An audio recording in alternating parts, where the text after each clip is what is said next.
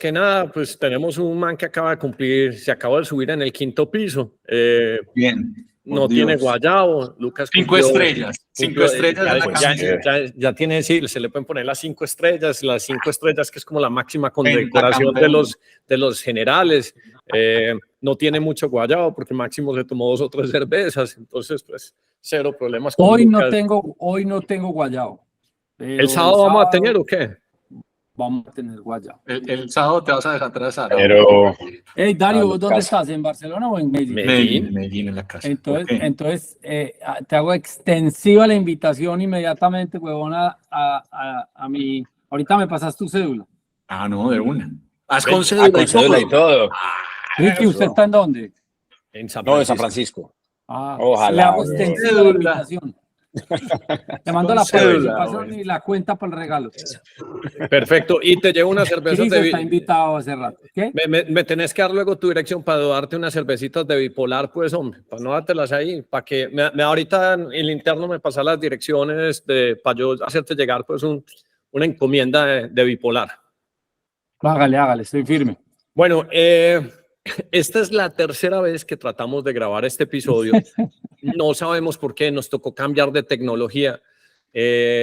Los astros no se alinearon, se cayó el internet que el segundo día de reemplazo, pero es un episodio que tenemos hace mucho tiempo pendiente porque es uno de los temas que Lucas domina muy bien, o sea, él en todas sus inversiones lo que está dedicado, digamos que un 70-80% es hacer inversiones de propiedad raíz en Estados Unidos. Y es un tema que en particular a mí me da mucha curiosidad, pero yo no soy experto, entonces yo solo tengo preguntas.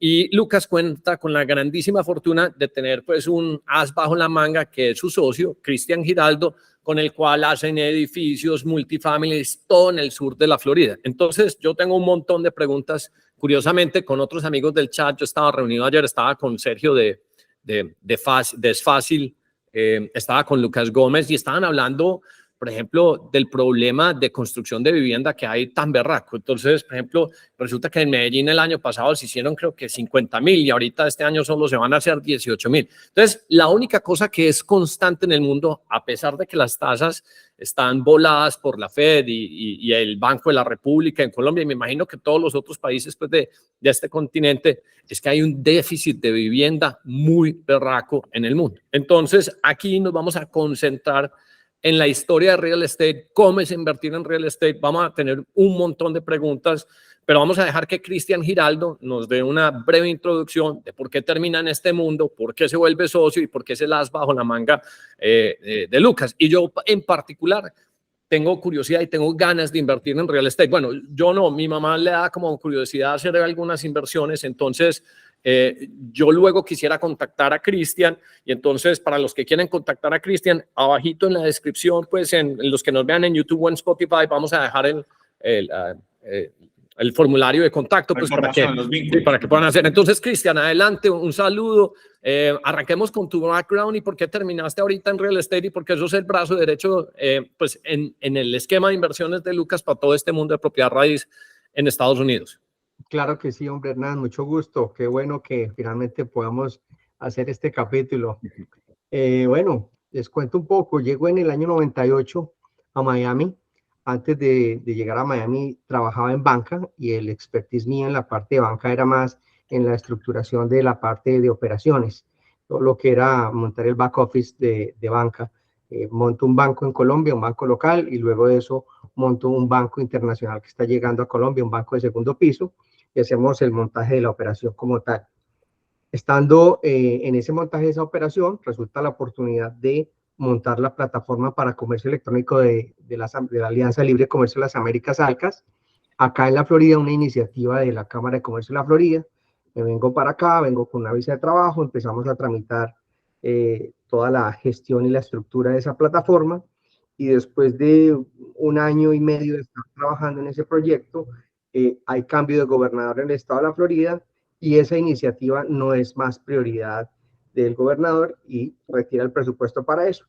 En ese momento constituye una compañía, en ese momento se podía tramitar lo que es visa de H1, HB, H4, HB, ya ni me acuerdo, visa de trabajo, la pude gestionar con mi propia compañía y ahí empezamos a trabajar en la distribución de tarjetas telefónicas prepagadas y eso nos trajo la posibilidad de conocer con mapa, porque en esa época no había mucho GPS, sino era mapa y metiéndose por todas las cuadras, desde West Palm Beach hasta Homestead. Y teníamos una red de 600 puntos de venta, de tal manera que, y lo recorríamos semanalmente, de tal manera que conocimos muy bien cada rincón de Miami, lo puedo decir con la certeza de que así es.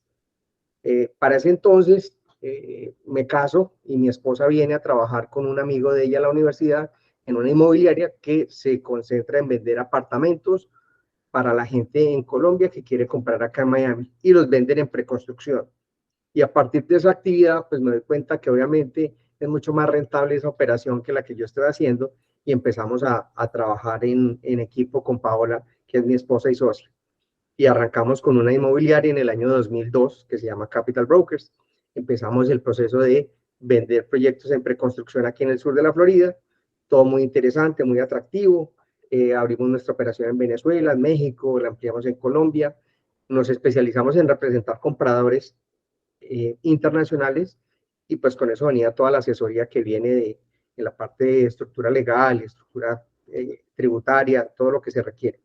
Viene la crisis hipotecaria del 2008, que no es ajena para nadie, y en ese momento pues el mercado da un giro increíble, porque todas las operaciones de ventas que nosotros veníamos haciendo y para los proyectos que representamos éramos top sellers, top producers, esas ventas significaban que en algún momento, si yo le vendía a Darío, le vendía a Hernán, le vendía a Ricardo, habían dado un depósito inicial de un 10%, un 20%, y en el momento del cierre la idea era o asignamos el contrato para ganarme la valorización o en el peor de los casos saco un crédito y me quedo con la propiedad, la rentamos y el ejercicio tradicional. Pero en ese momento los bancos dicen cerramos crédito para todo el mundo. Entonces le llegaba la notificación nuevamente el caso hipotético a Darío, mira Darío, tu apartamento que compraste en Icon Brickell, que pagaste $100,000 de depósito, vale $850,000, vamos a cerrar en 3 semanas, necesitas traer los otros $750,000 cash. Inmediatamente Darío me llamaba, Cristian, ¿cómo así? ¿De dónde vamos a sacar? No tenía presupuestado eso, me toca hacer un poco.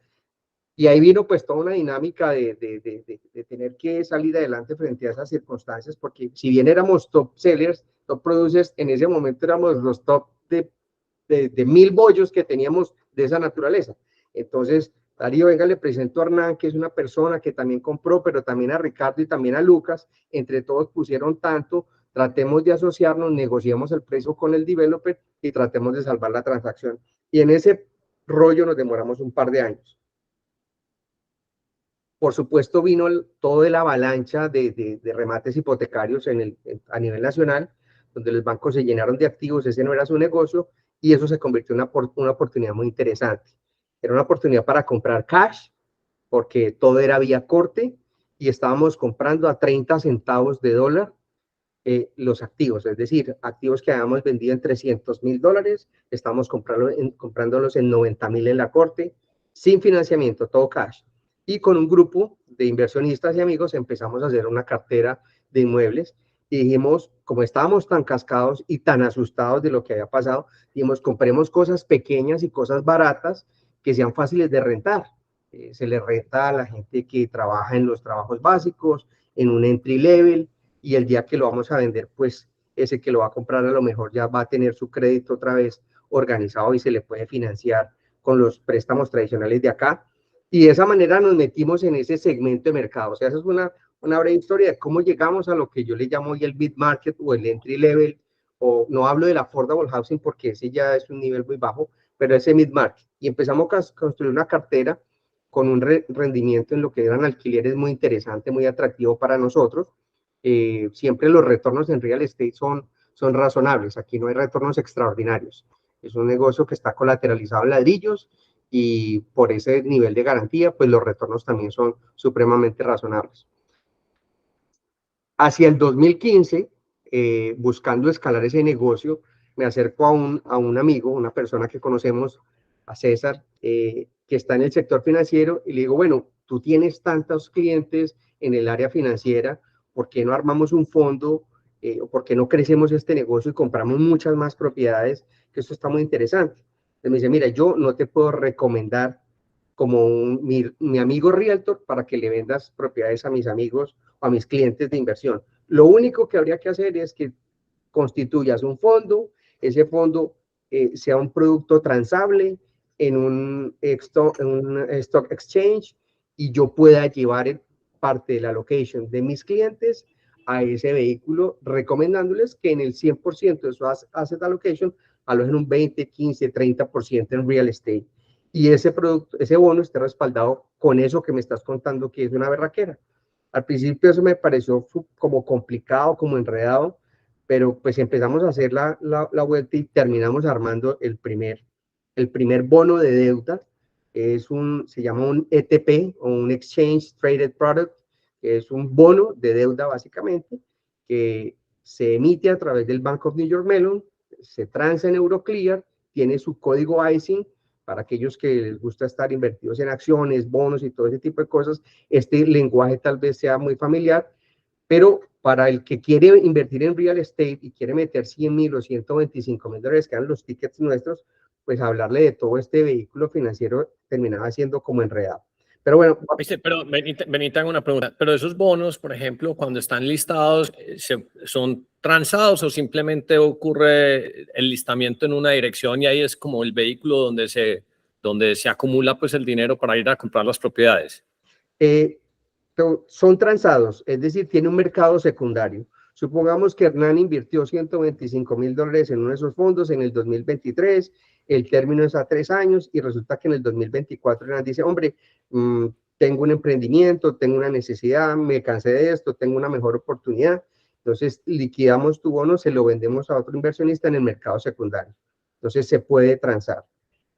Los fondos que llegan los dineros que llegan a ese fondo, van a una cuenta fiduciaria desde la cual se compran los activos de acuerdo a lo que está establecido en el offering memorandum de ese bono, que tiene una estrategia muy específica. ¿Qué vamos a comprar? Casas, apartamentos, multifamiliares en el sector residencial, en el área del sureste de la Florida, en el mid-market, es decir, donde estén los compradores de primer nivel y los inquilinos de primer nivel. Eso es lo que podemos comprar, vender, construir, en eso nos podemos mover. Entonces, ese mandato está muy definida la estrategia.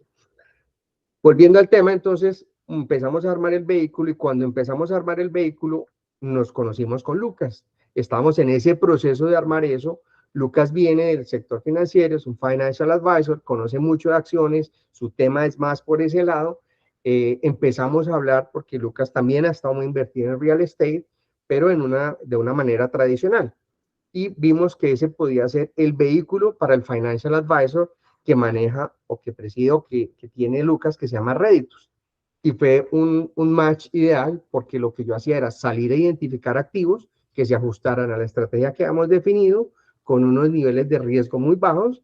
Los compartíamos en un comité de riesgo o los compartimos en un comité de riesgo con Lucas y el resto del equipo y aprobamos la compra, la venta, la construcción o lo que vayamos a hacer. Cuento corto, desde el 2015 ya tenemos 3 bonos emitidos que han venido pagando su performance con tiempo puntualmente. Nos hemos apegado mucho a la estrategia que hemos definido y obviamente conforme va cambiando el mercado, nosotros también vamos ajustando un poco la estrategia, más no el tipo de activo en el que estamos invertidos. Eso es como un gran resumen y hoy por hoy pues estamos comprando no solamente casas, apartamentos, multifamiliares, construyendo single family homes, sino construyendo multifamiliares, quedándonos con lo que construimos. Ok, entonces como para pintar una imagen en la cabeza de todo el mundo y que uno pueda entender como cuál es la mecánica, mostrarnos, por ejemplo, un proyecto que tengas en este momento y luego te vamos a hacer las preguntas de cuáles son los elementos o los factores decisionales para que vos consideres, voy a hacer esta inversión, no la voy a hacer, cuáles son los competidores, cuál es el retorno esperado. Mostrarnos un ejemplo, porque cuando es algo que uno ya ve con dibujitos, uno ya entonces lo empieza a visualizar como mucho más fácil. Por supuesto. Te voy a contar primero de un edificio que compramos el año pasado. Voy a compartir aquí mi pantalla.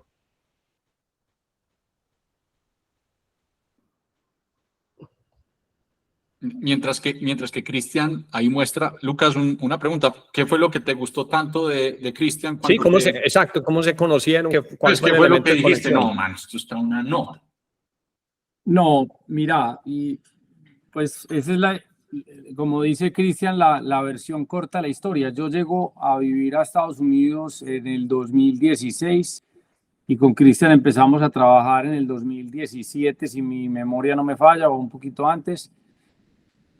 A ver, yo venía, como dice Cristian, yo siempre he sido curioso, inversionista y le he manejado dineros y recursos a los deportistas, como ustedes lo saben. Y he estado mucho en acciones y he venido, y una de las razones por las que me vine para acá fue hacer otros temas alternativos en dólares y obviamente real estate. Pero lo hacía de una manera muy tal, Darío, muy empírica, David, sí. Muy empírica. Armemos esta LLC, 4 socios, metan la plata aquí, compremos esta casa y compremos esta otra y hagamos esto y funcionaba muy bien. Normal. Pero se iba volviendo muy engorroso, muchas contabilidades, y conozco a César, conozco a Cristian. Personalmente veo que no tengo tantas manos porque, como le digo yo, la gente dice, weón, ¿a qué horas compras casas? ¿A qué horas construís casas? ¿A qué horas manejas jugadores de fútbol? Weón? O sea, ¿a qué horas haces todo eso? ¿A qué horas viajas a Arabia? Te digo, no, yo la verdad es que, como lo dijiste, tengo unos ases bajo la manga. Cristian es uno de los ases, tal vez hoy el más grande de la parte de real estate, con quien hice clic. Y lo más importante es que llevamos trabajando poco, pero nos conocíamos por terceras personas muy de confianza. Yo ya sabía lo que hacía Cristian, incluso hace mucho rato tenía pendiente una conversación con él y por otro socio que tenía, llegué a la oficina de Cristian, me encantó el modelo del ETP. Como ustedes saben, yo tengo un background financiero y dije, wow, esta sí es la solución más tesa, porque yo me sueño dos cosas. Yo hoy le manejo la plata a algunos deportistas y casi todos son de mi entera confianza. Sí, pero yo me sueño que David Ospina está en el Al-Nassr y el delantero es Cristiano Ronaldo. Pero yo a Cristiano Ronaldo no le puedo decir, hey, Cris, mete aquí en la LLC con David y conmigo, que no te puedo convenir, pan, pues, pucha. Meten 10 AM, que metan 10 AM. Sí, ¿Cómo romper ese círculo? Y una cosa, lo que pasa es que me parece muy innovador desde el aspecto jurídico financiero y me estoy apalancando en una cosa que vi ayer y que me explicó Sergio Jaramillo, que está en el chat también de Fácil, es que cuando uno empieza a armar vehículos, la mayoría de la gente que hace inversiones en propiedad raíz está esperando de alguna forma obtener, digamos que el registro o la matrícula o el título, pues en el caso de Estados Unidos. Pero realmente existen unos vehículos donde lo que existe es la transferencia del derecho y el derecho pues vía un ETP, que entre otras cosas, Sergio, se debería ver este episodio porque pues es otra fórmula donde se puede hacer eso. Me parece pues algo que es singularmente innovador y te permite tener entonces a los David Ospina y a los otros jugadores siendo parte de unos activos que están en propiedad raíz, pero que el derecho pues del título lo tiene pues uno podría decir técnicamente el ETP. Y otra cosa que me pareció espectacular, que también es como otro punto que también era como una barrera de entrada, es que como ya van a ver en la presentación, el activo más apetecido en Estados Unidos son los multifamiliares. Ese es cuando los constructores llegan y los developers llegan a la cúspide, todos hacen multifamiliares, ¿ok? Multifamiliares que son una propiedad única de X puertas manejadas por un mismo operador, que te da mucha facilidad de poner los precios vos mismos. Entonces, llegar a eso es muy difícil y llegar a eso son tickets muy grandes. Sí. ¿Y qué te da el ETP? Te da la facilidad que con $125,000 mínimo tenés acceso a lo que no tendrías acceso si no tuvieras 5, 7, 8 millones de dólares, que es lo que hay que poner más o menos de equity para un multifamiliar de un tamaño pequeño como los que hacemos nosotros. Entonces, le dimos acceso a ese producto a clientes de retail o futbolistas, que en mi caso me interesa mucho que empiecen desde temprana edad, porque no todos tienen de a un palo, de a dos palos, sino que tienen de a 50, $100,000. Ese es el otro punto que me parece importante. Chris, entonces conocí a Chris, arranqué a trabajar con él, hicimos esto, como dice Chris, ya tenemos 3 ETPs y diferentes tipos de ETPs que ahorita si quieren les explicamos cómo funciona el modelo del ETP, pero mostremos un edificio que de los que hemos hecho, yo creo que las imágenes hablan por sí solas. Perfecto.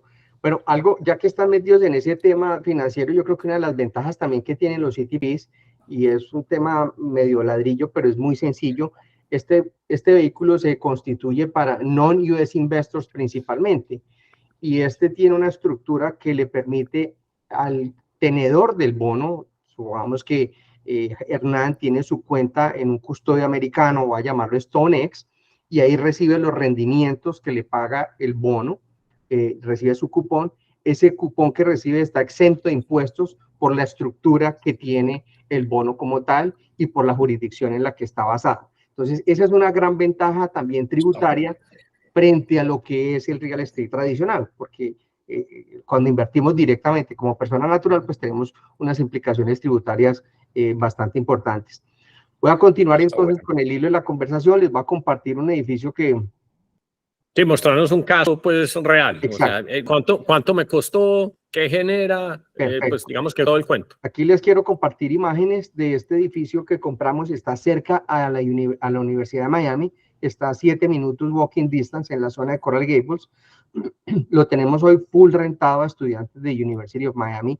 Como ustedes saben, el crecimiento poblacional aquí en el sur de la Florida ha sido muy importante, al punto de que en las universidades de Miami las aplicaciones se duplicaron para el 2023. Quiere decir que tenemos un volumen importante de clientes para lo que se llama el student housing. Este edificio lo compramos en agosto del año pasado, lo compramos en $14,700,000. Nuestra propuesta era, vamos a incrementar las rentas y vamos a llevar ese precio de compra hoy, que es $14,900,000, lo vamos a llevar a $21 millones en un periodo de 5 años. ¿Y en cuánto estaban las rentas en el momento que lo compraron? En el momento en que lo compramos, las rentas estaban en $3 por pie cuadrado. $3 por pie cuadrado. Pues no me pongas a hacer tanta matemática. ¿Cuánto es el promedio más o bueno, menos? estábamos más o menos como en $3,000 por apartamento, más o menos. ¿Y cuántos pies cuadrados o metros cuadrados tiene eso? Como para ponerlo a la gente. Aproximadamente 1.200 pies cuadrados, 1.300. Que son como casi 110 metros. Correcto, Okay. Correcto. Entonces, para ir haciendo paréntesis, entonces 110 metros en Estados Unidos, que es un apartamento, digamos, relativamente pues amplio, cuesta $3,000 la renta, que son más o menos 12 millones de pesos mensuales. Bueno, subió mucho Miami. Bueno, eso lo tenías que traducir también, es decir, esos 12 millones son 6 millones la habitación para que en cada habitación se acomode 1 o 2 estudiantes. Sí. O sea, obviamente pues 12 millones dividido entre 2 o 3 estudiantes. Exacto. Pues. Exacto. Igual es un mundo de plata, igual como yo creo que lo hemos conversado, yo creo que uno no puede hacer la tasa real de conversión porque no da. No funciona ahora, así. Sin embargo, cuando yo me vine para acá, de hecho yo me vine con unos ingresos en pesos y la tuve clara que el dólar estaba barato. Yo le dije a mi señora, gorda, tenemos 2 años de ahorros para poder producir en dólares, porque no nos toca devolvernos por donde nos vinimos. Porque imagínate yo ahorita convirtiendo pesos, pues pues estaría... No, pues es que todos hemos vivido eso. Si no, Ricky, ¿te acordás lo que, mejor dicho, es que si contamos la historia de lo que uno paga en renta en San Francisco, uno dice, no, total, se le empieza a caer uno. Pero, pero 3.000, me impresiona mucho lo que ha subido Miami. 3.000 para un apartamento de 100 metros es... Eso era hace un año. Hoy esos 3.000 son 4.500, $5.000. Porque el año pasado experimentamos un crecimiento en rentas aquí del 30%. Entonces, parte de lo que les quería compartir es que nosotros cuando compramos este edificio dijimos, vamos a proyectar el crecimiento de las rentas en un periodo de 5 años para llevar este ingreso neto operacional a un punto en que el edificio lo podemos vender en 21 millones de dólares y las métricas de nuestro negocio va a ser una TIR del 14 y un multiplicador de capital del 1.8. Oíste, Cristian, una pregunta Muy bien. sencilla. ¿Esa inflación tan explosiva es simplemente pues porque el Banco Central se dedicó a imprimir billetes y causó pues un debasement monetario o sencillamente porque es que no hay inventario de casas en Estados Unidos? Hay dos fenómenos que se Mix. juntan. Uno, por supuesto, es el que acabas de describir de toda la impresión de billete que empezó a hacer el gobierno. Eso, por supuesto, disparó la inflación. Dos, el gran driver del crecimiento inflacionario que tenemos aquí en esta parte geográfica se llama área metropolitana, área estadística metropolitana, que es Palm Beach, que es Broward y que es Miami. El gran driver es la demanda. Tenemos un inflow de gente viniendo tanto a nivel de dentro de los Estados Unidos como de Latinoamérica, y ha venido a un ritmo de 1.000 residentes diarios desde el año 2000, finales del año 2021, con una proyección, de acuerdo al censo de los Estados Unidos, de mantenerse en esos ritmos de crecimiento hasta el 2030. Y más o menos el 25% de esa gente se viene a localizar acá. Una de las grandes razones por las cuales tuvimos inflow de la gente del americano moviéndose al estado de la Florida es porque en el estado de la Florida no tenemos el state tax, que en estados como New York es el 7%. En California es casi que el 13%. Yo, por ejemplo, fue una de las razones porque en el 2021 también dije, California, chao, pues, porque No va más. uno vendiendo. Sí. Sí, no, porque miren, por ejemplo, entonces usted tiene 100,000 dólares, digamos que en acciones, y usted las vende antes de que sea el año. Entonces usted paga el 35 de, ¿cómo se dice? De término Capital gain. corto, más el 13, usted termina pagando el 50. Entonces usted tiene 100,000 dólares y le quedan 47,000, porque todo lo otro se fue en impuestos. En California, si se va para la Florida, pues le quedan 60, pues 60 y cacho, pues. Entonces también la gente, que ese es uno de los esquemas o experimentos interesantes de Estados Unidos, que la gente empieza a votar, como dicen ellos, con los pies. Y con los pies es básicamente con la billetera, empiezan a decir qué estado ofrece las mejores condiciones.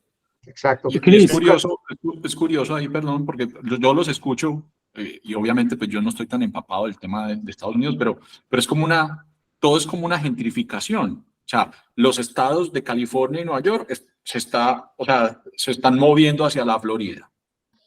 Y los de la Florida, pues es un poco lo que nos está pasando en Medellín. Pues obviamente con eso pago de arriendos, Claro. pues Medellín Totalmente es lo una mismo, plaza exactamente. excelente para recibir eso. Entonces todo es como unas fichas de dominó. una cadena. Ahí la pregunta es, ojo, ¿cuál es el ojo, próximo porque- Miami? Vale, Lucas, perdón. Ricky, ¿Cuál es el próximo Miami? ¿cuál es el próximo Miami? Muy, muy interesante. Austin estuve visitando el equipo de fútbol y eso es una berraquera. Yo dije, no, qué locura. Es una ciudad muy chévere. A nosotros mismos como familia nos hemos cuestionado seguir viviendo donde vivimos porque es que esto es una locura. Es que aquí se han doblado las rentas, están para arriba.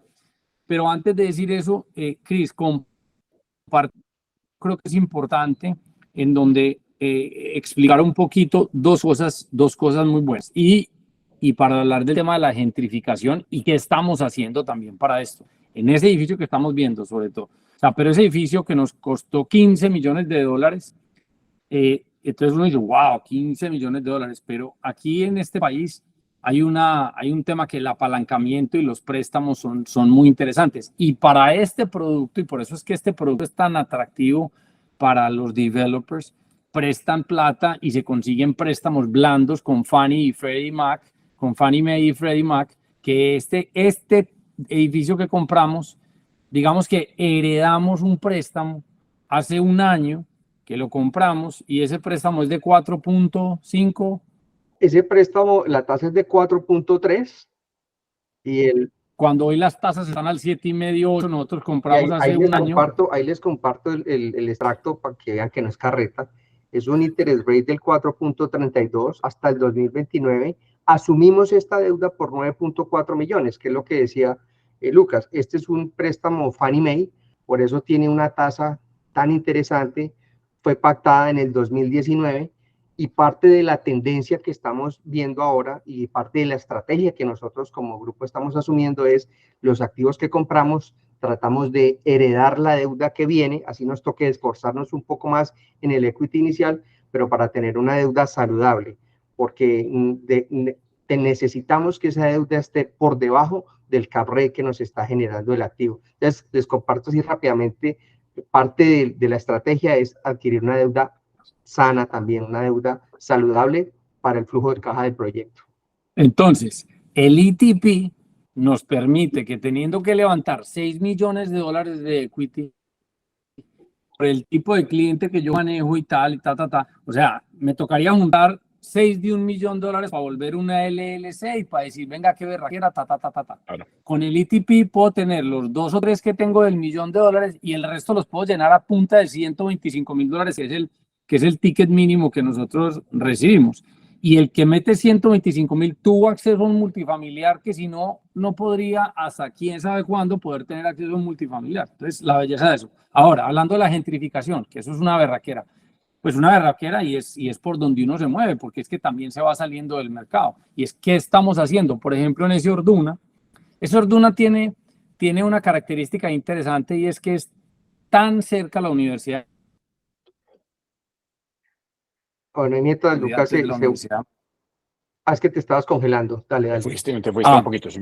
Tan cerca de la Universidad de Miami. Queda al ladito de la Universidad de Miami. Entonces, el 100% de los inquilinos hoy son estudiantes de la universidad.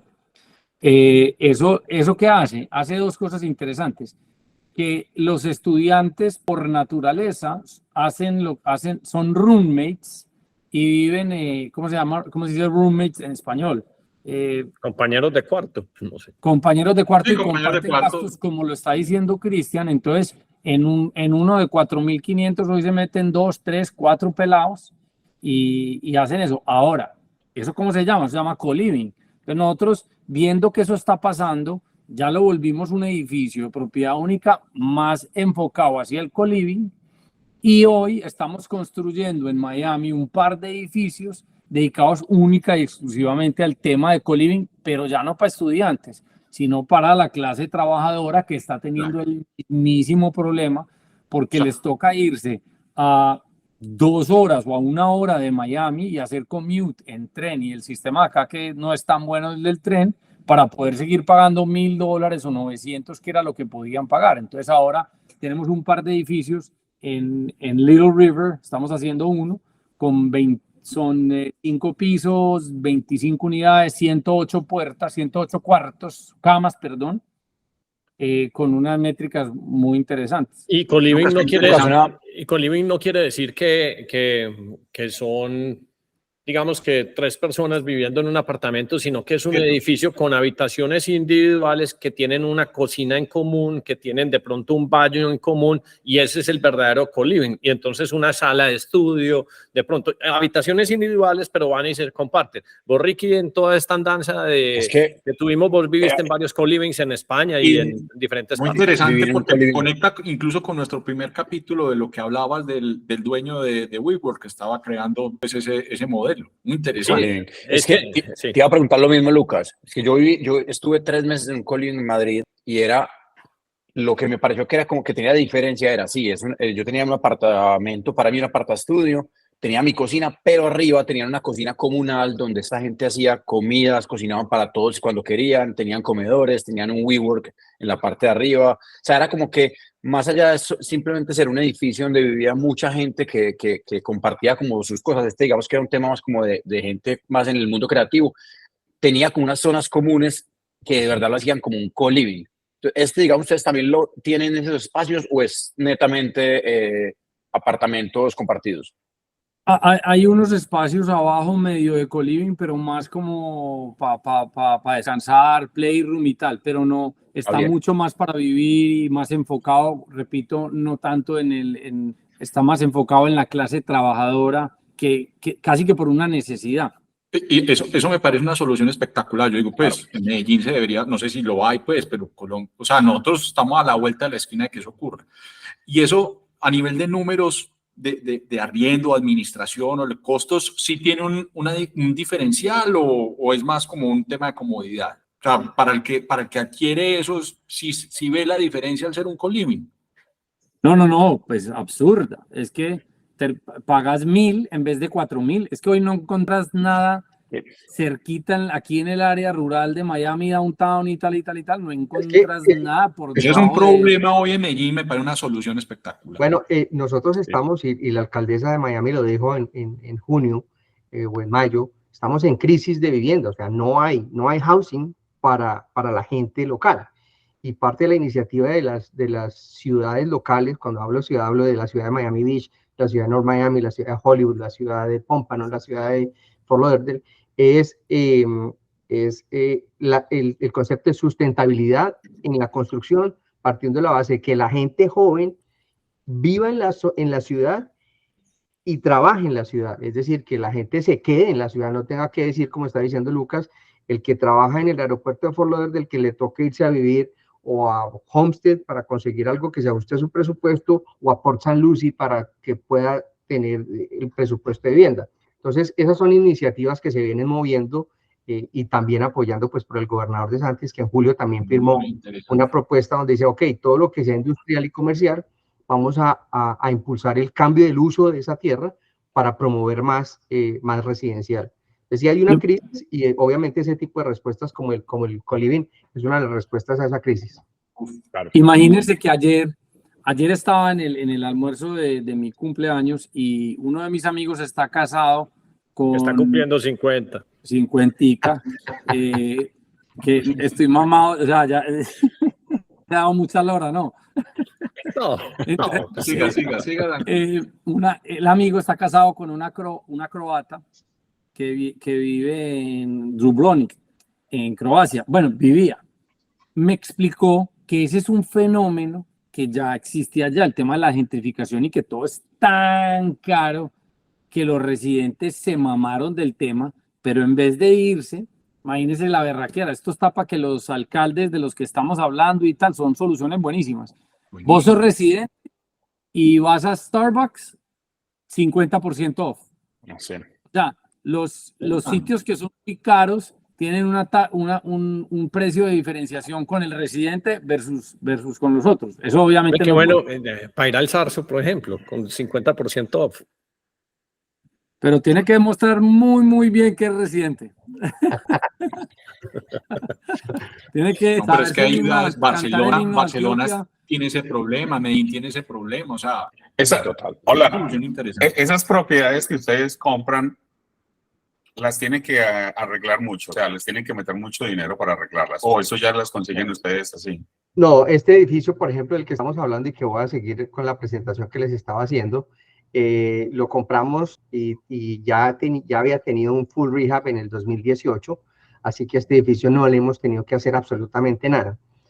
El Fix and Flip fue la estrategia inicial que empezamos a trabajar en el primer fondo, comprábamos cosas medio destruidas, las arreglábamos y las vendíamos, nos fue muy bien, luego los precios se subieron, empezamos a construir desde cero y a vender, y ahí nos hemos quedado. Y hoy un gran game changer en la manera de hacer negocios es el costo de los seguros que tenemos acá. Entonces, un comprador, si compra una casa vieja, puede que la compre más barata, pero el seguro está, para que se hagan una idea, del año pasado, uno de los portafolios que teníamos nosotros de 27 casas, pagábamos $60,000 de seguro. Este año la renovación fue por $140,000. Entonces el seguro está dejando mucho que pensar al comprador en decir, bueno, en vez de comprar la casa vieja de 400, compremos la nueva de 600 y en vez de pagar más seguro, pago más hipoteca. Ese es como lo que está pasando actualmente. Pero la respuesta a la pregunta que hiciste es, este tipo de activos que estamos comprando, los compramos con un mínimo requerimiento de capital expenditures upfront, porque la idea es que sean unos productores de caja y no tenemos la estrategia de add value en estos edificios que estamos comprando. Estamos considerando la compra de algunos activos, como se están escaseando, hacerles todo el add value, que se incluye una inversión por puerta sustancial y un flujo de caja muerto durante el primer año. Pero hoy por hoy lo que estamos haciendo y lo que hemos venido haciendo son edificios productivos y a los que no hay que invertirles nada. Les voy a compartir entonces lo que les estaba compartiendo, les voy a volver a compartir, mejor dicho. Nuestro tipo de cliente es un cliente que quiere ver rentas en el mes siguiente a la que invirtió la plata. Entonces nosotros ofrecemos eso a través del ITP. Muy interesante. Entonces, este es el Orduna y dijimos, ok, vamos a comprar este edificio en los 14.700.000 de los que hablamos, más unos gastos de cierre que tiene, vamos a asumir esa hipoteca del banco porque está muy buena, al 4.3%, vamos a necesitar y vamos a hacer literalmente una vaca de 6 millones de dólares, vamos a tener el edificio por 5 años y vamos a llevar el ingreso neto operacional o las rentas a un punto en que lo podamos a vender en 21 millones de dólares. Y eso va a ser en 5 años para lograr estas métricas. Como dijo Luke, el vehículo... Sí, se está mostrando ID Flagler, Ah, ok, perdón. que es el que vamos a ver ahorita, que es el que estamos haciendo y en donde todavía se puede entrar. Bien, bien, bien. Muy interesante. Muy Entonces, interesante, Lucas Cristian. Este es el de Orduna, ese es el que estamos dando. Orduna, sí. 14, 9 de deuda, la vaca de 6, vamos a tener los 5 años, lo compramos en 14, llevamos las rentas a un punto en que lo vendemos en 21, eso nos da una TIR del 14 y un multiplicador de capital del 1.8. ¿Cómo levantamos o cómo hacemos esa vaca de esos 6? A través de este vehículo que es US Housing Ready to Fund, que es el bono de deuda que transa en Euroclear, está en Bloomberg, y el ejercicio es, hombre, si yo pongo 100,000 o pongo 1,000,000, ¿cómo yo recibo la plata? Entonces, a lo largo de los 5 años recibes el 6% de cupón, que son rentas, básicamente que provienen de las rentas que recaudamos del edificio, y al final del año 5 vendemos el edificio y el 60% de valorización de ese edificio va a ser para el inversionista. Es decir, en este caso el ejercicio de $1,000,000, recibo 300,000 en rentas a lo largo de los 5 años, 500,000 en valorización, para 1.8 de cash out final, que son las métricas de las que hemos venido hablando. ¿Qué pasó con Las rentas se pagan trimestral, las rentas se pagan trimestralmente para que sepan.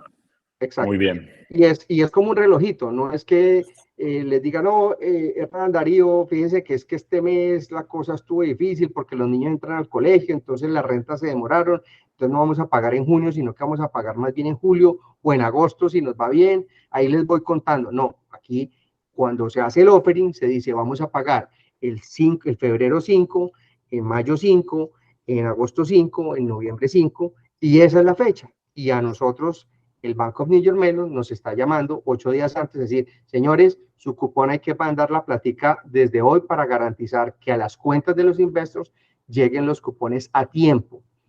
Si no hacemos eso, entonces hay una bandera roja donde dice esta gente va a entrar en default y el trustee viene y liquida los activos y paga a los inversionistas. Ese sería el worst case escenario, estoy siendo muy dramático.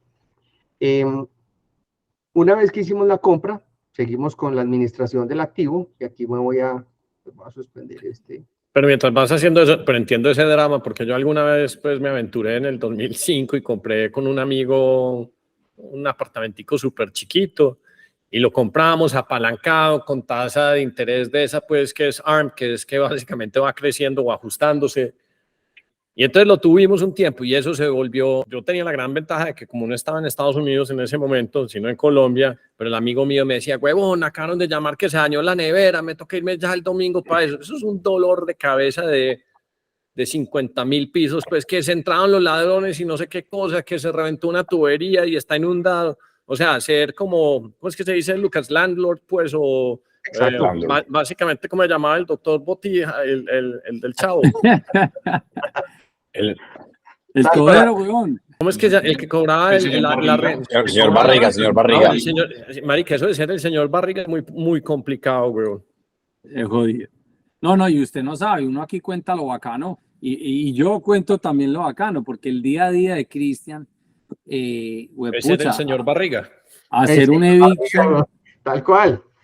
Bueno, gracias acá tenemos un equipo de trabajo que venimos haciendo esto por 20 años, como les conté. Entonces, pues ya hay una dinámica, unos protocolos de trabajo, y eso, digamos que en el fondo es lo que hace posible que lo que acaba de compartir Hernán, esa experiencia que se convierte en un dolor de cabeza, donde supongamos, y pongamos el ejemplo, Hernán dice, sí, yo prefiero más bien, voy a meter $125,000 y financio el 50% y me compro un apartamento de 250,000, perfecto. ¿Cuánto es el retorno de eso en renta? Puede estar entre el 5 y el 6, muy bien. Un apartamento de 250,000 es un apartamento de más de 10 años con absoluta certeza. En 3 o 4, 5 o 6 meses, tengo que llamar a Hernán y decirle, Hernán, se jodió el aire, reemplazar el aire vale $4.000. Hernán se hace sus cuentas y dice, pues, pucha, esos son 16 millones de pesos. Cristian, yo compré fue para recibir plata, no para meter plata, que es huevona, ¿no? Entonces, lo interesante de esto es, somos un partner local que lleva 20 años, que tiene los medios, los equipos, la experiencia, el conocimiento, para que sumemos esfuerzos y hagamos de esta operación inmobiliaria algo exitoso, como tiene que ser. Obviamente, sufrimos lo mismo, o sea, se nos dañan aires, se nos dañan inodoros, hay goteras, hay agua, pero hay un equipo de trabajo que nos permite optimizar los costos para atender eso y estar encima de las propiedades para que no pierdan su valor. Este cuadro que les estoy compartiendo aquí es el tablero de control. Este tablero de control básicamente está alimentado por los contratos de alquiler que tiene Orduna hoy por hoy y los gastos que tiene Orduna hoy por hoy y el pago de la hipoteca.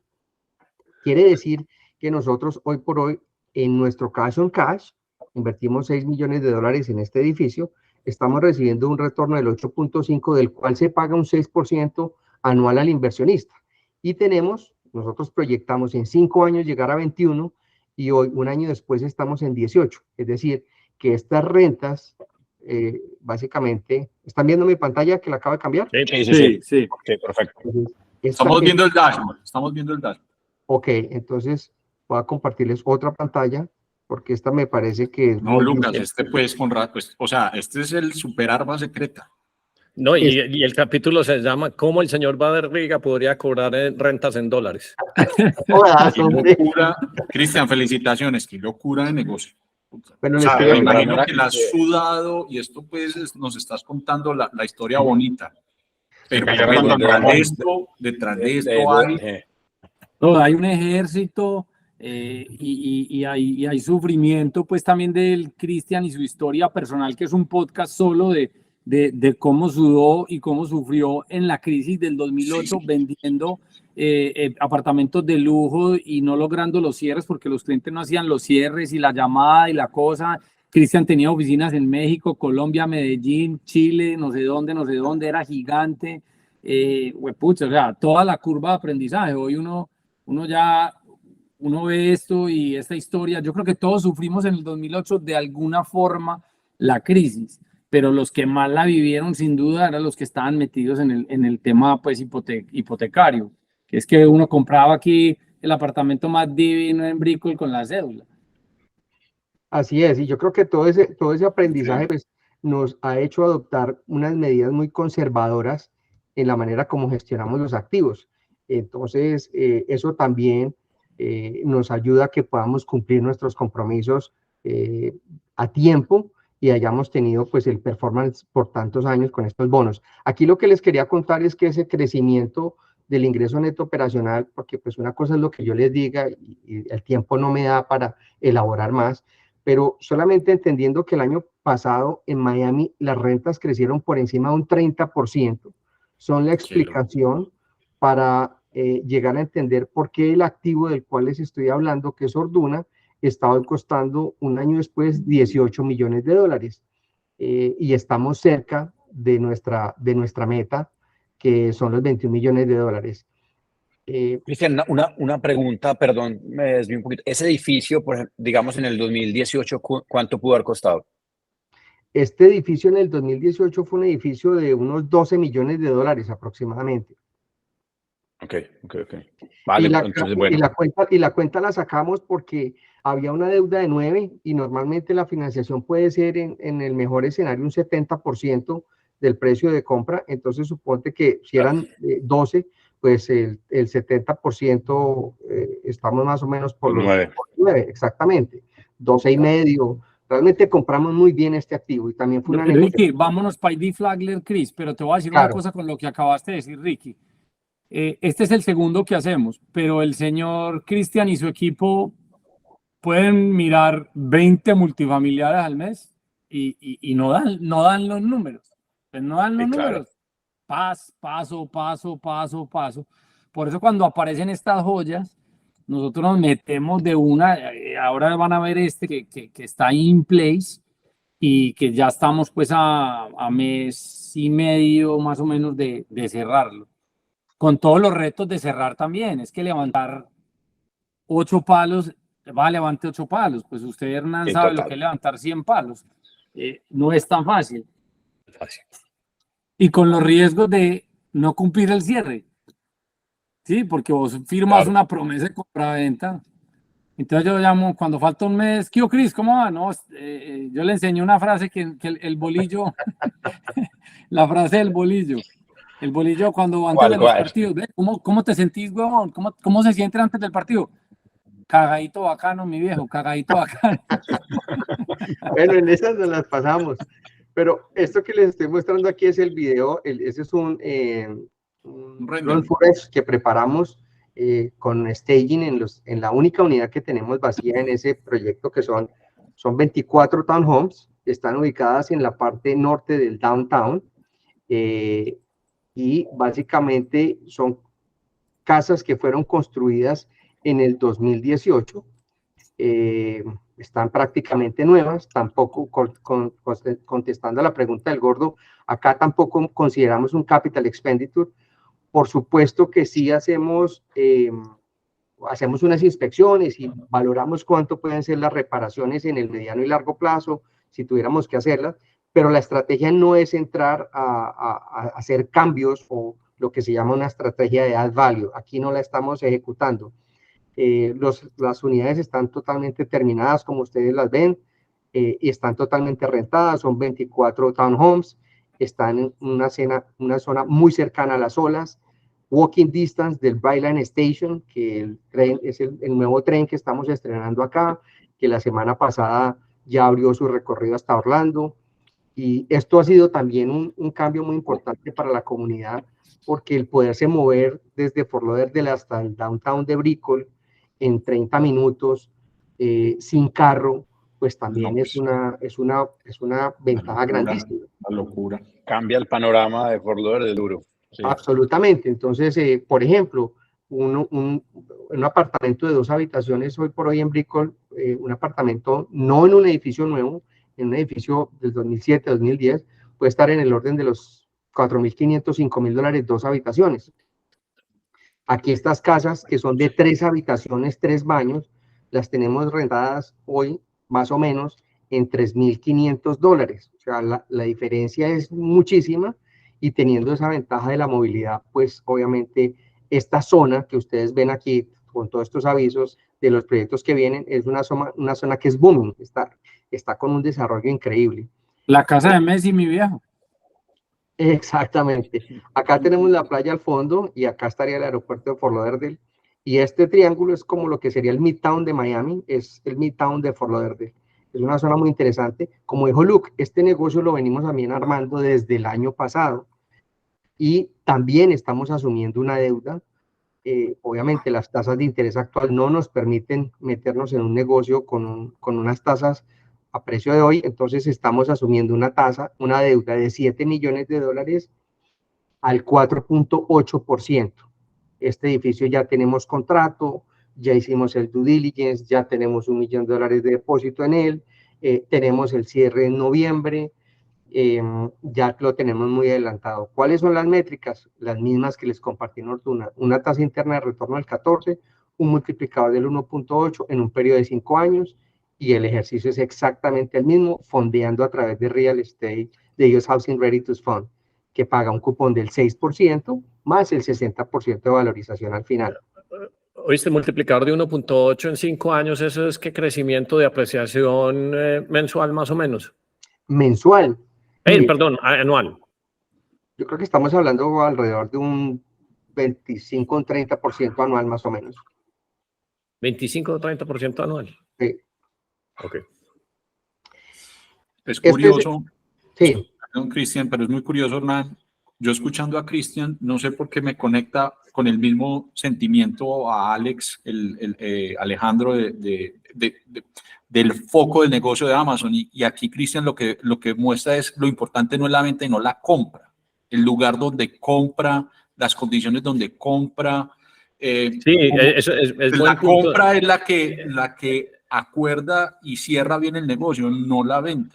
Es buen punto el que mencionabas porque, por ejemplo, pues yo que no sé invertir en propiedad raíz, y leo datos, dicen que uno solo debe comprar propiedad raíz en las 3, 4 manzanas, por ejemplo, donde abran un Starbucks, porque Starbucks, aunque vende café, son unos expertos en medir la circulación y tráfico en las diferentes manzanas, pues, de una ciudad. Entonces dicen, aquí hay una gente con unos ingresos promedios y entonces la propiedad raíz va a ser buena porque tiene, digamos, que esa afluencia. Me imagino que Cristian, pues, le meterá mucha data para tratar de descifrar cuál es la zona donde va, digamos, que a comprar un edificio, porque uno no lo puede comprar simplemente porque le pareció bonita la arquitectura o porque tiene, no sé qué, el restaurante que más le gusta a uno al lado. ¿Cuáles son como las premisas que vos utilizabas para llegar y decir, listo, esta zona sí se va, y cómo tratas de diferenciarte versus los otros grandes competidores?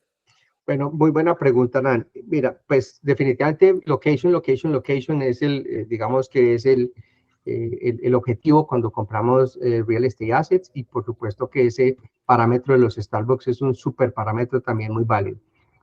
¿Qué nos sucede a nosotros en este momento? Tenemos una demanda tan berraca, como les dije, y tenemos un crecimiento tan marcado. También les vuelvo a compartir aquí un poquito de datos que me gusta compartir.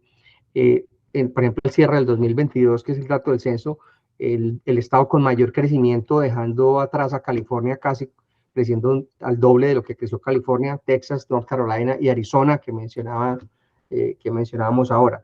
Entonces, esta demanda nos ha generado la necesidad de ser muy selectivos en los activos que vamos a comprar.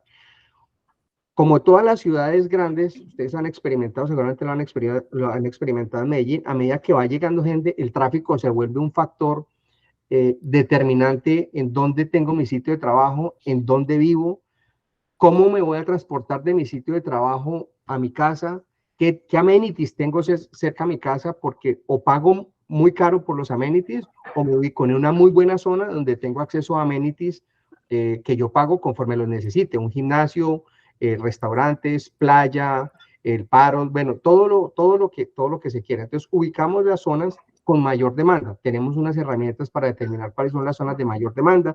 Les comparto, Coral Gables es una, que es donde estamos. Fort Lauderdale, la zona de las zonas y la parte norte del downtown es otra con mayor crecimiento. Ahí estamos. Hialeah es una zona de crecimiento increíble. Es un mercado complejo, pero es un mercado supremamente interesante. Si ustedes me dicen, hombre, no, lo que pasa es que yo creo que yo sí no me compraría un apartamento en Hialeah, porque si voy a Miami, seguramente no me voy a pasar vacaciones a Hialeah. Bueno, puede que sí, puede que no, pero seguramente no estaría dentro del top of mind de ustedes comprar en Hialeah. Sin embargo, los demographics que tiene Hialeah son muy interesantes. La respuesta es localización, rutas y vías de acceso, y por supuesto, hoy por hoy, las líneas de transporte que estén disponibles para mover a las personas. Entonces, siempre cuando haya tren, Metromover, bus, esos también son factores interesantes. Cuando ya tenemos identificado eso, entonces nos vamos a ver los valores reales del activo como tal. Y los valores del activo como tal los medimos con 2 parámetros. Uno, el valor de renta por pie cuadrado, que Hernán me decía que no. Es $3, pues, en este, sí. No saquemos tantas cuentas, pero pues ya cuando uno está en este día a día de esto, pues uno ya tiene ese precio por pie cuadrado, y es el que nos va a indicar si estamos bien, si estamos mal, y si las proyecciones que vamos a hacer están bien o estamos haciendo cuentas alegres. En este caso en particular, por ejemplo, cuando empezamos a analizar este proyecto de ID Flagler, tomamos un universo de 17 edificios similares en la zona que estuvieran ofreciendo propiedades para la renta, y encontramos que el precio promedio por pie cuadrado es $3.12. Ese es el promedio en la zona. Cuando nosotros nos vamos a hacer nuestro análisis y cogemos obviamente todo lo que entró por concepto de todo lo que entra por concepto de rentas, todos los gastos. A compartir aquí otra pantalla. Oíste, Lucas, mientras abre eso, es que Darío hacía una reflexión y fue el primer episodio con el que abrimos en 10 AM, donde digamos que comentamos la noticia de Andrew Paul Newman, el de WeWork. Ese man pues tuvo la historia de que sube como palma, cae como coco, pero hizo una cosa que es muy significativa. Creó el verbo de coworking. Entonces, hey, no, me voy para el coworking o estoy coworkeando o definí una cosa que antes no existía. Entonces uno pensando a larga escala, Lucas, pues si uno fuera como, si digamos que si las tasas estuvieran más baratas, la meta no sería hacer, no sé, 100 o 50 ETPs y uno después tocarle la puerta a Newman y decir, se los vendo a todos, digamos que ustedes todo está proyectado pues un markup del 1.8 más las rentas, pero uno vendéselos en un paquete por 3 o por 4 y vea, Newman, usted levantó $800 millones de Andreessen Horowitz, pues entre múltiples, porque no hacen lo mismo. Y lo otro pues es todo ese modelo de ATPs. Obviamente pues el mercado de Estados Unidos tiene la facilidad pues donde el dinero mueve mucho más fácil por las palancas de crédito, pero te imaginas uno empezar a desarrollar un sistema de esos y coger el modelo, Darío, ¿te acordás cuando... ¿Cómo es que se llamaba esta? Que la de Andrew Mason, Groupon, y salió un montón de gente en Latinoamérica a hacer pequeños grupones y después Groupon los compró a todos. No sé, se me ocurre pues ya... Y es el modelo natural, Hernán, porque nosotros, US Housing, los fondos hoy, ¿cuántos activos produciendo income tenemos, Cristian, entre casas y multifamiliares? Puertas. Bueno, en total de puertas tenemos alrededor de 200 puertas agrupadas en 3 ETPs por $100 millones aproximadamente. Ok. Pero esa sería la idea, o pues uno siempre se quedará uno con, ¿será que es bueno vender o será que es bueno ya tener el cash cow y seguir creciendo y seguir creciendo? Algún día venderá uno, algún día llegará la Newman y paga la gana, como dicen por ahí. Acuérdate que cuando analizamos las estrategias de salida, Hernán, y tú lo comentaste cuando hablabas, por ejemplo, la salida de las acciones, pues uno analiza cuál va a ser el impacto de los impuestos sobre las utilidades. Y lo que tradicionalmente o históricamente sucede con los activos es que es más interesante hacer cash out, incrementar la deuda o refinanciar, porque eso no nos genera obligación fiscal sobre las utilidades y con eso podemos seguir creciendo en activos, siempre y cuando las tasas de interés sean atractivas para hacerlo. Hoy no, pero tal vez en 3 años o 4 años o 5 años sí. Entonces, sí, esa es la particularidad de real estate, que uno puede seguir creciendo casi que el patrimonio al infinito mientras sea otra casa, y pues ya si uno necesita, pues presta contra la casa y no es una instancia de impuestos, pues. Exacto. Y Dale, Cristian. No, aquí lo que les quería compartir es, vimos que los comparables nos daban 3.12. Aquí estamos comprando un activo donde el precio por pie cuadrado en renta es 2.47. Lo que estamos haciendo o lo que estamos proyectando nosotros es que estamos proyectando un incremento de rentas en el año 1 entre el 15 y el 18% que nos va a dejar por debajo de los $3 y de ahí proyectamos un crecimiento en 5 años, cada año entre 5 y 7%, para poder vender un activo en 5 años en $23 millones. Esto, con lo que les quiero compartir con esto es que los cálculos que hacemos no son cosas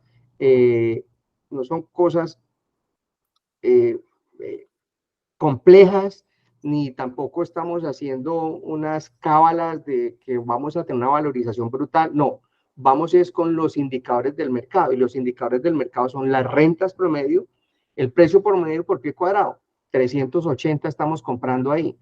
En Hialeah, si quisiéramos comprar hoy algo, está en 425. Si quiero comprar algo similar en el mismo Fort Lauderdale, estoy entre 440 y 480.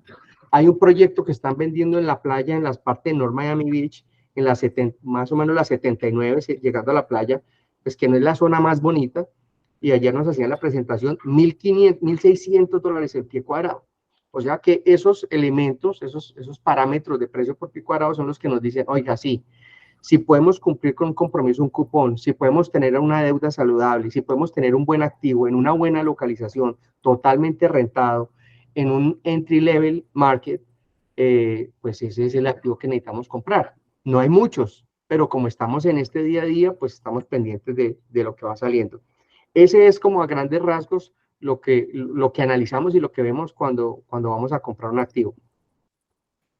Benny, sí, yo entrego o entro con $125,000, que es lo mínimo, pues que sería una nota. ¿Qué pasa si yo llego a necesitar esa plata? ¿Qué pasa si yo digo, marica, pues me estoy quebrando, cualquier cosa? Claro, es perfectamente posible. Es más, nosotros ni siquiera preguntamos por qué. Realmente, pues eso no es problema nuestro. Alguien ya me dice, oiga, le voy a necesitar la plata. Digamos que por libro, por by the book, como lo tenemos en los rules del opening, es después del mes 12 de estar con nosotros, nos avisas y máximo en 6 meses te hacemos la liquidación en el mercado secundario.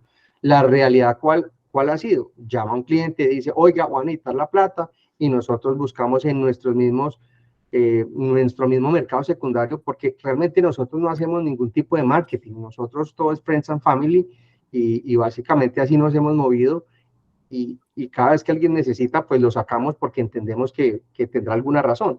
Entonces no hay restricciones, no hay fees, no hay penalidades, no hay mamadera de gallo, no hay tomadera de pelo, no hay enredos. El que necesita su plata se le da y listo.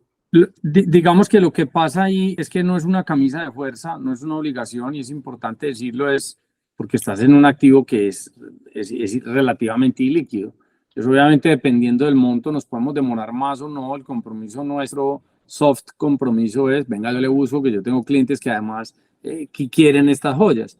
¿Qué es lo que vas a sacrificar? No vas a tener fees, no vas a tener fees, pero vas a sacrificar upside, porque no hemos vendido la propiedad. Puede haber un down market, puede haber X o Y, pero te llevaste tus intereses, tuviste tu plata colocada.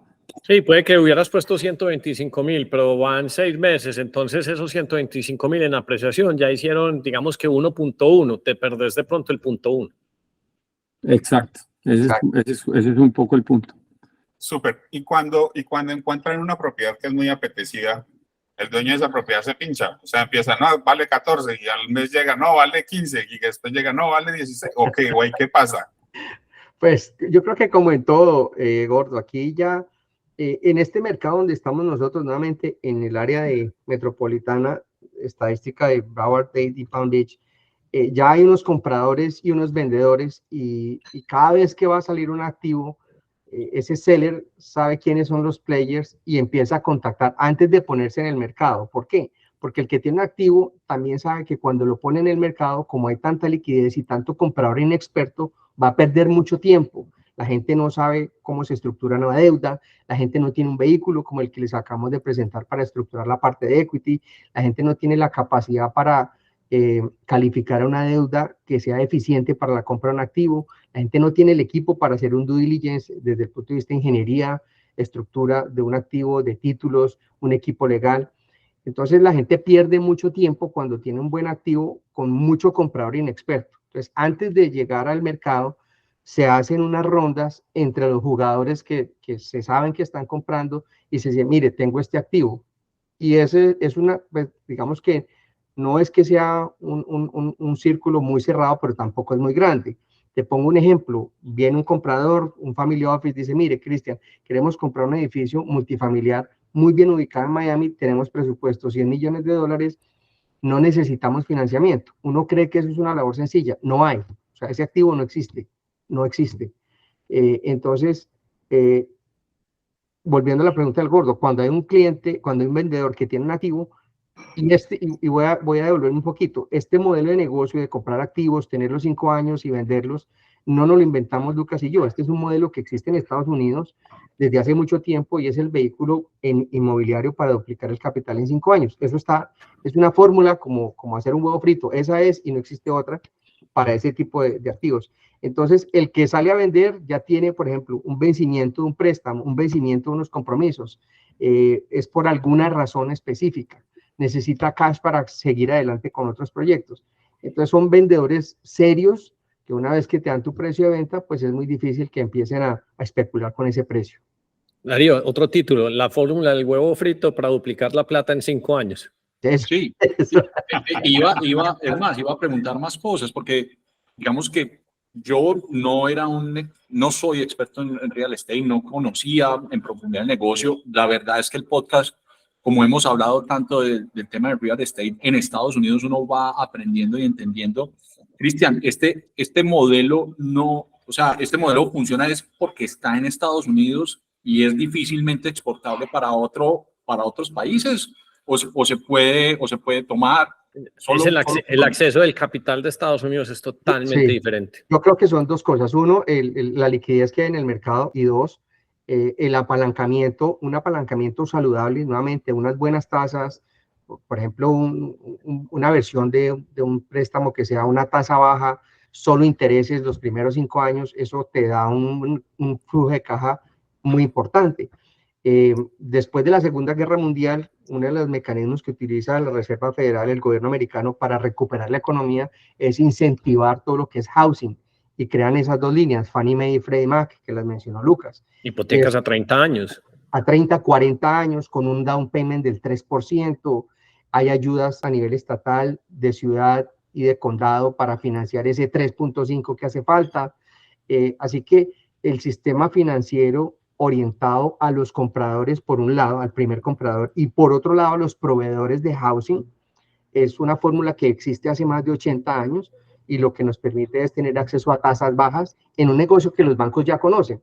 Entonces, todo eso es un ambiente creado que habría que replicarlo en otro país para hacerlo, pero en un ambiente de tasas del 20%, por ejemplo, en Latinoamérica o más, es muy complicado porque nadie se va a endeudar a ese 20%. Entonces, no creo que sea imposible, pero lo veo muy complejo. Sí, es que el problema de la inflación y de las tasas altas, pues es que frena toda la economía, y uno, pues la mayoría de los países, el gran porcentaje de su Producto Interno Bruto está en la construcción. Yo quería hacerte 3 preguntas. Vos cuando estábamos haciendo el otro intentón del otro podcast, mostraste una cifra que a mí me pareció muy curiosa, y era básicamente a qué velocidad se rotaba 1 billón o 10 billones de dólares en construcción. Y entonces, yo que pienso, digamos que no en ladrillo, sino en velocidad en la cual está circulando el dinero, digo, no, pues que con este elemento con el cual se absorbe esta cantidad de dinero en un mercado, pues eso lo hace muy seguro. La segunda era, hombre, ¿qué haces cuando llega un tigre como BlackRock ¿cuánto es que tiene BlackRock? No sé, creo que es el orden de 10 trillones de dólares, si no son 20 trillones de dólares, y empiezan a comprar como unos desquiciados, porque sencillamente, pues el señor, ¿cómo es que se llama este man? Larry Flink, básicamente se rota en la posición del Fed Chair en la Reserva Federal, y eso lo llaman, voy a darle duro a la palabra, con las referencias. Eso se llama como contagion, o empieza por C, pero no me acuerdo bien. Pero básicamente están tan cerca a la bocatoma de dinero que entonces se inventan unos negocios que uno dice, pero ¿cómo lo están haciendo? Y es simplemente porque dicen, no van a subir las tasas, compré las casas, la gente no va a tener, pero yo ya me hice a todo el inventario, y finalmente pues yo voy creando un monopolio pues de todos los negocios en el mundo. ¿Cómo haces vos para competir con esos grandes? Y volver y explicarme este datico que a mí la última vez que lo mostraste me dio mucha curiosidad. Claro que sí, bueno, vamos por partes. Entonces, este primer datico que está acá, que es ese 3.0, indica que este inventario que tenemos aquí, en esta zona geográfica, este caso es solamente Single Family Homes, de 10 billones de dólares, se lo absorbe el mercado en 3 meses. Es un indicador de mercado muy brutal. Antes de esta reunión estaba en otra, donde me hablaban que, por ejemplo, en Colombia, este índice de rotación está más o menos en 14 meses. Cuando estuvimos aquí en la crisis hipotecaria estábamos entre 18 y llegó hasta 20 y tantos meses. O sea que esto, como dijo Hernán, te da una idea de la velocidad con que rota el inventario. Seguimos creciendo en precios, o sea, los precios siguen creciendo año tras año, y estamos en el área de mayor crecimiento en precios también. Les quería compartir nuevamente esta... el área. Bueno, una cosa importantísima. No todas las áreas crecen al mismo ritmo, por supuesto, pero algo que me pareció interesante es el año pasado, este es el crecimiento del área metropolitana de Miami. Seguimos con un 9% creciendo por encima de todas las otras áreas. Y el año pasado y a principios de este año nos estuvieron presentando mucho Cape Coral, Fort Myers, que porque en la costa oeste habían oportunidades, y las oportunidades hay que saberlas entender, porque el hecho de que un lote te cueste la mitad o la tercera parte en una ciudad que está afuera no quiere decir que sea una oportunidad. Hay que evaluar cuál es el crecimiento y cuál es el desarrollo de esa ciudad. Y pues la respuesta nos la trajo el mercado cuando hoy por hoy nos dice que Cape Coral y Fort Myers es uno de los top 5 markets que tiene el mayor riesgo de caída de precios. Entonces, eso lo observamos también mucho. Cuando les hablaba del tema del driver de la demanda, que era el inflow de gente, pues no solamente llega gente, sino que la gente se ocupa. Tenemos un unemployment rate del 3.8, en Florida el 2.7 y en Miami el 1.9. O sea, la gente viene a generar dinero, a generar ingresos, a generar una dinámica de economía. Y ese es otro elemento muy importante. Cuando uno ve tasas de desempleo en una ciudad como 1.9, la mayoría de la gente dice, no, es que la gentrificación, pero usted sabe qué quiere decir tasa de desempleo al 1.9. No. Eso quiere decir que hay un montón de gente generando negocios y entonces la economía se expande y hay más oportunidades también. Que ese es como el argumento, digamos, que miope de la gente. Pues sí, gentrificación, pero ¿cuánta plata está entrando? Sí, uno, Darío, hace un ejercicio muy sencillo. Yo, por ejemplo, en este momento estoy en un apartamento y en el edificio el 50% son extranjeros. Yo no sé qué están haciendo extranjeros acá, pero no suponer vos que esos son dineros de otros tipos de negocios que están viniendo de afuera y simplemente están dinamizando la economía. Entonces, ¿ustedes se acuerdan de la oferta de restaurantes en Medellín hace 25 años? No había, no existía. No, era Ato Viejo y Pizzas Piccolo y 2 o 3 que de pronto vendían un pescado como chévere, Manhattan y el Che, que me gusta mucho, pero que usted ya en Medellín encuentra restaurantes hindú, thai, o sea, cosas que jamás existían, o sea, oferta gastronómica. Y después entonces la mayoría de cosas, por ejemplo, como de recreación, entonces salones de yoga. En estos días me compartías, Darío, unos centros de respiración y piscinas de hielo. Una cantidad de especializaciones en negocios que pues, eran imposibles considerarlas antes si no hubiera ese boom económico. Sí, gentrificación es una parte de la ecuación, pero ¿qué está pasando en todo lo otro? Por eso entonces se viene abajo el desempleo pues, en ciudades como Miami, porque está todo ese boom de todo ese aparato. Y la gente, pues, aunque digan que se vienen a vivir en un apartamento, terminan gastando e invirtiendo pues, en esa zona, en diferentes modelos de negocios. Así es. Un dato importante, por ejemplo, sobre lo que está pasando con la población es, después de la pandemia, escuchamos que muchos jóvenes profesionales empezaron a moverse a estados del Sun Belt, y concretamente a la Florida, y ahora las compañías están llamando otra vez a esa gente a que se incorpore nuevamente a trabajar directamente desde la oficina. Pero hay otras compañías como el Mitsubishi Bank, por ejemplo, donde ellos dijeron, nosotros tenemos tanta gente en el sur de los Estados Unidos y concretamente en la Florida, que nos vamos a ir a Tampa y vamos a montar un centro de excelencia y vamos a reclutar a 1,000 personas para que atiendan la Florida. Entonces, no solamente está viniendo la gente, sino también están viniendo, uy, ¿qué pasó? No, aquí estamos. Aquí estamos. No solamente vino la gente, sino que también vienen las compañías detrás de eso. Entonces, esos son unos excelentes indicadores. Volviendo a la pregunta de Darío, de Hernán, cuando mencionaba que cómo veíamos nosotros los competidores grandes, los tiburones como Blackstone y los otros fondos importantes, yo creo que estamos atacando segmentos diferentes. Nosotros tenemos hoy por hoy un sweet spot y lo confirmé en una conversación que tuve ayer con alguien que ha atendido toda la vida banca privada, principalmente en Latinoamérica.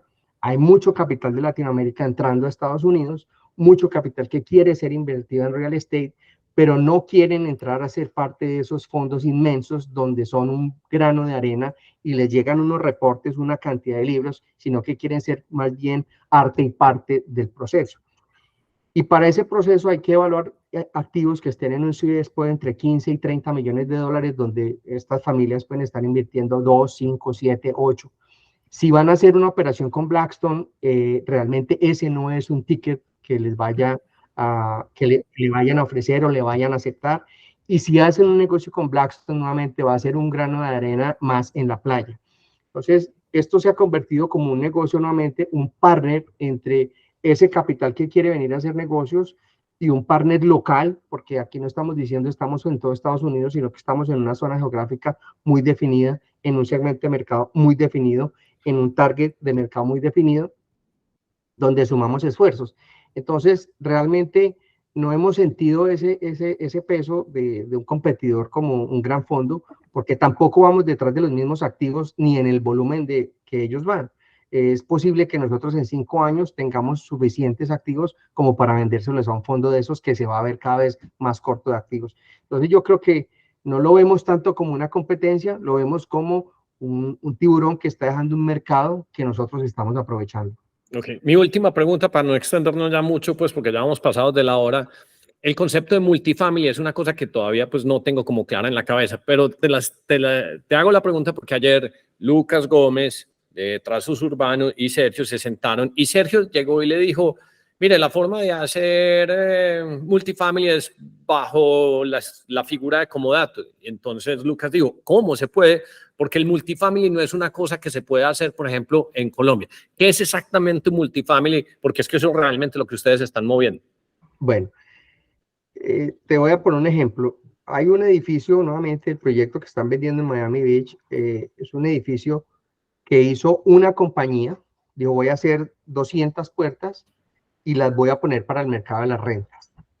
Desde ahí empieza la diferencia. Uno, ¿cómo se lo presento al banco? ¿Qué voy a hacer? No, yo voy a hacer un edificio y lo voy a poner para las rentas. Ah, ok, o sea que ahí no hay que llegar a punto de equilibrio en venta. No, porque el edificio es mío. Lo que hay que mostrar es una proyección de rentas que va a tener el edificio como una compañía. ¿Cuánto va a producir esta compañía? Tanto. Con base en eso te prestan. Si yo fuera a hacer un edificio de condos, tengo que salir a la venta apartamento por apartamento, tengo 200 dueños o los que sean, y tengo que llegar a un punto de equilibrio y al banco tengo que decirle que voy a construir basado en las ventas y el punto de equilibrio. Entonces, ese es un primer principio. Y la diferencia sencilla es, como dijo Lucas, el multifamiliar es un edificio donde somos un solo dueño y solamente hacemos alquileres y tenemos una matrícula inmobiliaria o varias, pero somos dueños de la misma matrícula. Y el condominio es un edificio donde son muchos dueños, cada apartamento es una matrícula inmobiliaria y cada dueño puede hacer lo que quiera, puede rentar o vender en el precio que quiera. Y están sujetos a una asociación, a una junta de socios, una administración, un Homeowners Association, que les da unas regulaciones. Nosotros acá somos el dueño del edificio y somos el Homeowners Association que decimos qué es lo que hay que hacer, a quién se le renta, a quién no se le renta, en cuánto se renta. Esa es la diferencia básica. Me queda súper claro. Lucas, yo no tengo más preguntas, pero la ilustración ha estado magnífica, pues, y me parece súper interesante. La logramos, pues, la logramos. Y con razón estás... Por fin, por fin. Pero muy interesante. Por razón, Sí, por muy razón chévere. estás trabajando con Cristian. Gordo, usted que siempre tira como la última preguntita. ¿Dónde giro? No, Que lo he visto sí, con claro. muchas ganas de ¿Cuándo se girar. montó en Pereira? vamos a mandarle gentecita de aquí. Yo creo que mucha gente, no, yo la verdad pienso que hay mucha gente interesada en esos temas. No, Porque mira, mucha gente está viendo que la situación es complicadita. y te voy a decir una cosa, esto también, hablando de las facilidades, tanta gente hoy queriendo invertir en Estados Unidos, tanta gente queriendo sacar la plata, pero no saben cómo, lo engorroso de ya todo lo que dijo Hernán, que la nevera se dañó, que esto se dañó, que el otro dañó. Aquí es one stop shop, le abrimos la cuenta, no tiene que venir, le abrimos la cuenta custodio, o sea, la cuenta de banco, la cuenta custodio en StoneX, que es donde se va a custodiar el ETP, y sale para pintura, manda los fondos desde su Bancolombia a su cuenta de banco y de su cuenta de banco a StoneX, y ahí se compra el ETP y listo. Chao. Se reciben todo, alias todo el se gordo, firma, alias... todo se firma por DocuSign y queda listo. Reciben plata de alias el gordo, alias el flaco, alias el Holber. Vea, usted, entre Gordo y Ricky, que son los maestros del copy, este capítulo se llama ¿El señor Barriga cobra renta en dólares o la receta del huevo para duplicar la plata en 5 años? Menos mal nosotros somos los expertos en copy, weón. Y Y no vos con esas. hay un De Don Ramón a capítulo Carlos Slim. Hay un capítulo que a mí me dejó Esa me loco. gustó. Está buena. ¿Cuál? De Don Ramón a Carlos Slim. Hay un capítulo que a mí me dejó loco, que ustedes se acuerdan, que fue el de Guillo Londoño. Sí. O sea, este producto nuestro llevado al blockchain el día de mañana, porque es que un ETP está a un paso de que le No, metamos sabe que la blockchain. conversación es Guillo, Sergio, que estructura todo el formato jurídico, porque lo ha acompañado a varias reuniones y lo hace muy bien, y Guillo, pues, que también obviamente está en el chat. Esos tres juntos teniendo una conversación, Cristian, Guillo y Checho, sería bastante curioso. Bueno, señores, gracias por el tiempo, como Espectacular. siempre, nos Muchas excedimos gracias. el tiempo. Muy chévere. Mil Bueno, gracias, gustazo. Cristian. Muchas gracias. Un gusto. Gracias a ustedes. Chao. Chao.